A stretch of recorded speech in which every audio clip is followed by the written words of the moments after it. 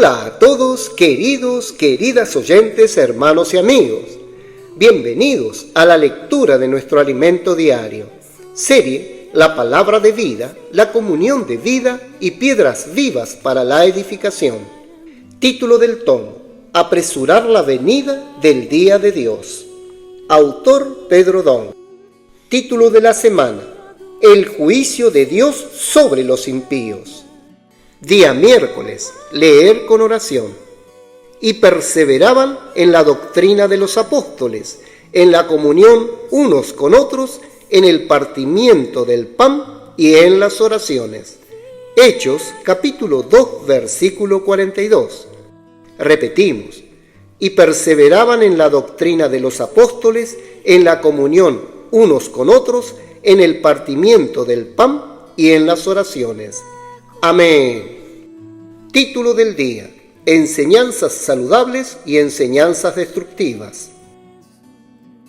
Los miembros del cuerpo de Cristo reciben diversos dones. En Romanos, Pablo muestra cuál debe ser el modelo de quien actúa en la iglesia, para que no haya engaño. En el capítulo 12, escribió acerca de los dones y funciones de cada miembro del cuerpo de Cristo, dividiéndolos en 4 categorías. De manera que teniendo diferentes dones, según la gracia que nos es dada, si el de profecía, úsese conforme a la medida de la fe, o si de servicio en servir, o el que enseña en la enseñanza, el que exhorta en la exhortación. Versículos 6 al 8. Hay, por tanto, diversos dones según la gracia concedida. La profecía, la enseñanza y la exhortación se refieren a la palabra, y el servicio comprende diversas actividades generales prestadas al Señor en la iglesia.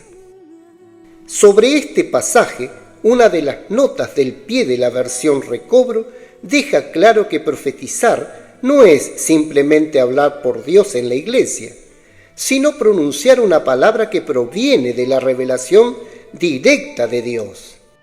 En el primer capítulo de Gálatas, por ejemplo, Pablo aclara que no había aprendido de los hombres lo que enseñaba, sino que había recibido revelación directa de Jesucristo.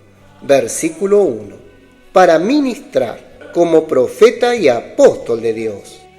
Por tanto, un profeta es alguien que recibe una revelación directamente de Dios y la transmite a la iglesia.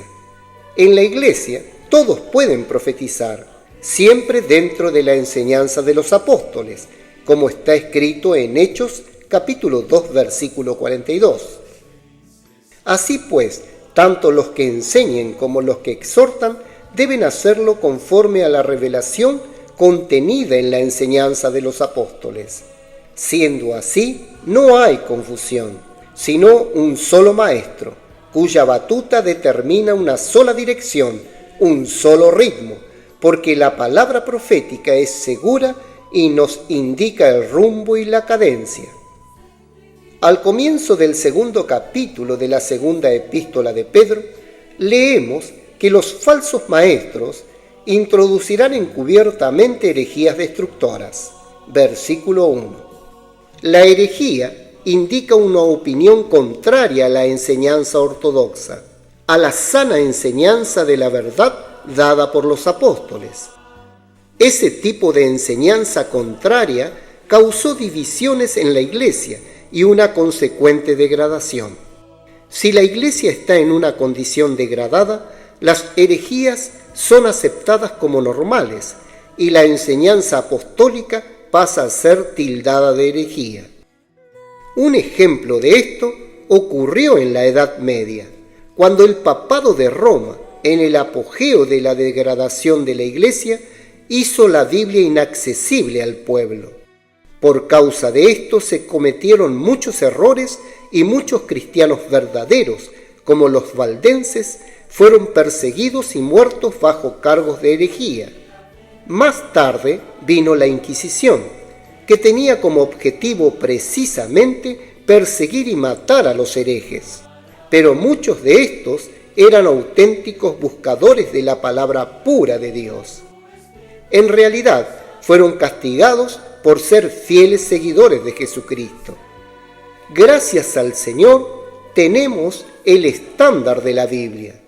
Lo que ella nos muestra es lo que seguimos: la palabra, la enseñanza apostólica. La Biblia es la base de la enseñanza en la cual nos basamos. Los falsos maestros negaban la persona de Cristo y su obra redentora, por la cual Él los había redimido. Por eso, el texto bíblico habla de herejías destructoras, que llegan al punto de negar al propio soberano, el Señor Redentor. Cualquiera que así predica, acarreará sobre sí destrucción repentina, porque nada quedará sin castigo ante el juicio de Dios. Judas, versículos 4 al 19. Sin duda, aún hoy existen falsos profetas que engañan a muchos cristianos con un lenguaje persuasivo y convencen a muchos de abandonar la enseñanza de los apóstoles, con el objetivo de atraer seguidores para sí mismos. Esto perjudica a familias enteras. Hay muchos hermanos que han abandonado el vivir saludable de la iglesia para unirse a grupos divisivos o regresar al mundo, porque los falsos maestros no se preocupan por cuidar a nadie. Amén. Querido oyente, escriba a continuación su luz en la palabra, dirección y amonestación de lo que recibió de la lectura de hoy.